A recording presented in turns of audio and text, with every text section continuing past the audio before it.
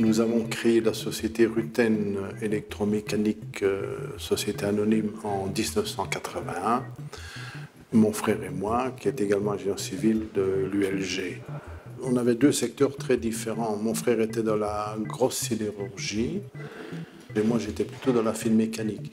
Alors nous avons fondu ces deux compétences et ça a été bien utile dans les barrages hydroélectriques dont on va parler.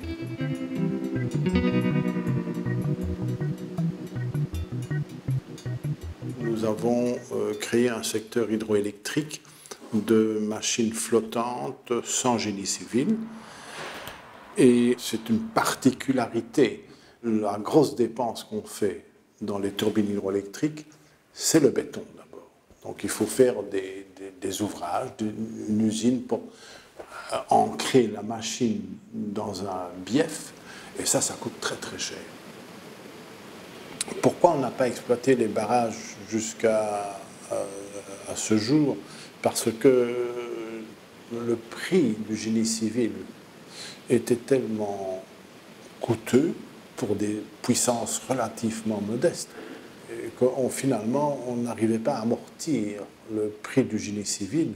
Alors on ne l'a pas fait, mais on ne l'a pas fait ni en Belgique ni ailleurs. Dans le monde entier, personne n'a fait ça. Donc nous sommes aussi les premiers à avoir équipé des machines sans génie civil au monde. On n'imaginait pas une usine hydroélectrique sans une infrastructure de béton en général faramineuse.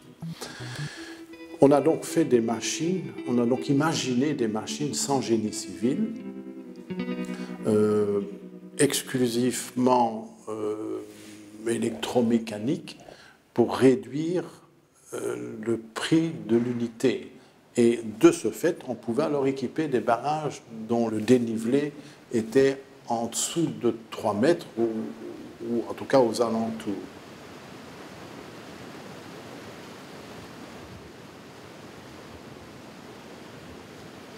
Et on a fait donc une proposition d'équiper le barrage de Rhin, d'abord à Ivoire.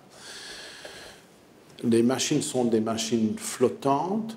On a donc transporté la machine par flottation parce qu'elle passe dans toutes les écluses. Donc elle est toujours un tout petit peu plus étroite que 12 mètres. L'autre dimension, c'est 24. Donc on rentre dans toutes les écluses. On avait placé au préalable à 4 grues rabattables. Et quand on arrive, on lève la machine alors au-dessus de l'eau, puisque les grues servent à ça. À ce moment-là, on peut sombrer la machine.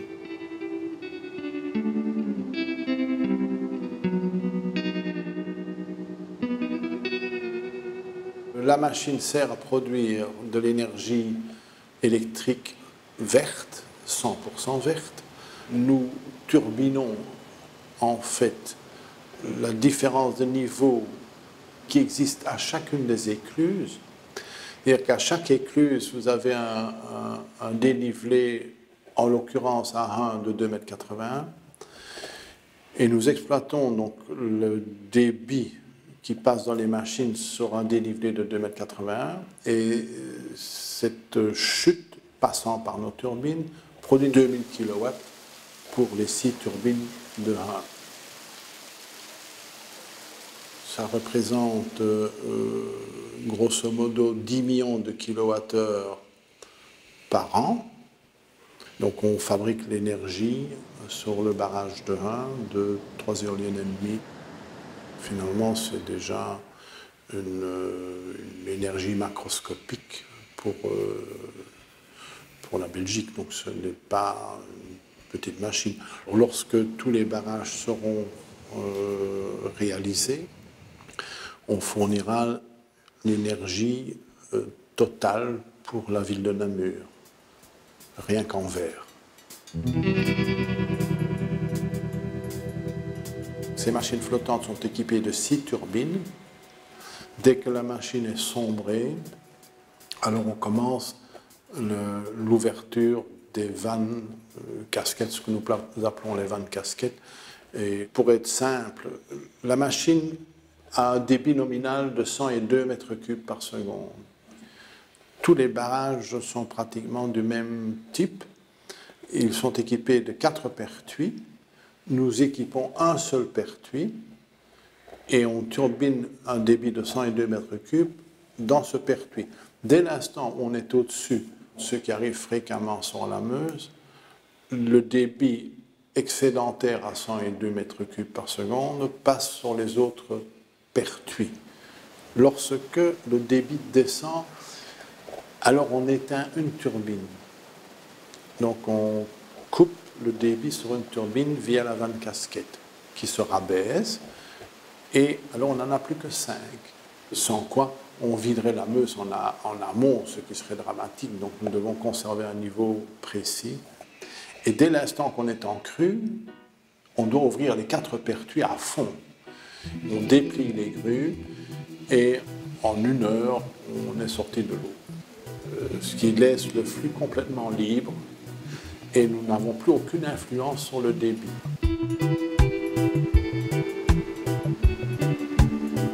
Il y a beaucoup de types de pollution dans une machine verte.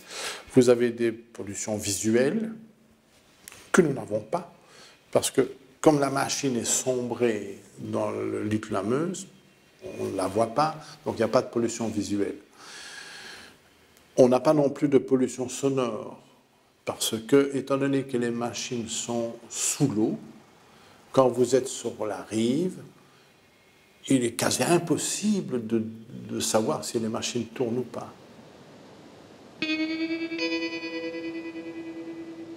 Alors, on a fait une importante étude écologique sur les poissons.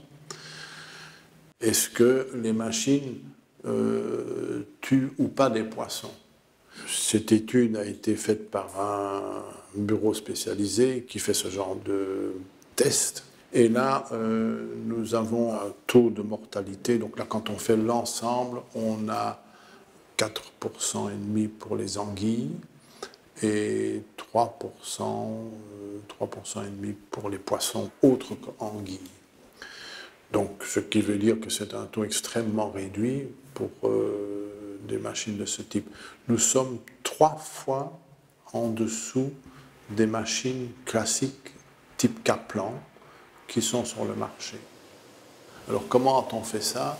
On a fait une machine fish-friendly, on a diminué autant que possible la vitesse de rotation de la turbine, qui est à peu près à la moitié en vitesse périphérique de la concurrence.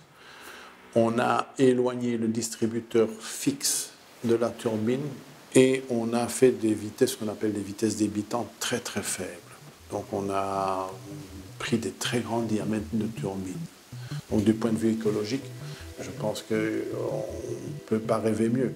Une machine qui fait 0%, c'est presque une hypothèse, on tend vers 0%.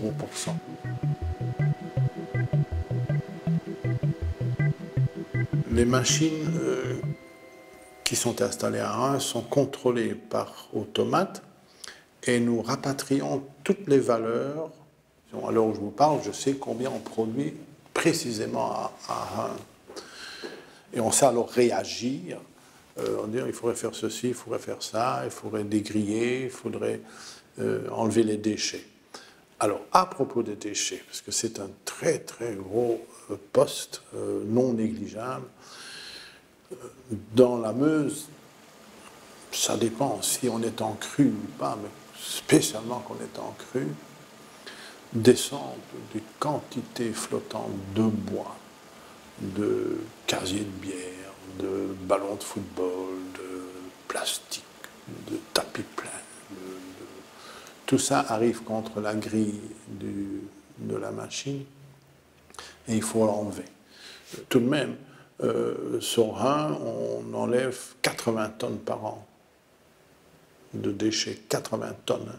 Donc je ne sais pas si vous voyez ce que c'est 80 tonnes, c'est déjà quelques camions. Ce poste est non négligeable parce qu'en fait, on nettoie un peu la Meuse.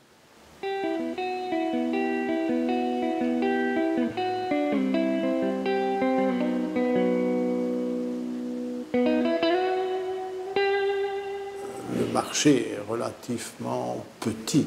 En Belgique, on est un petit pays. Par contre, le marché mondial est énorme. On fait des barrages sur les fleuves pour qu'ils soient navigables. Quand on dispose de fleuves, tous les pays disposent de fleuves, en général navigables. Et s'ils sont navigables, en général, ils ont des écluses.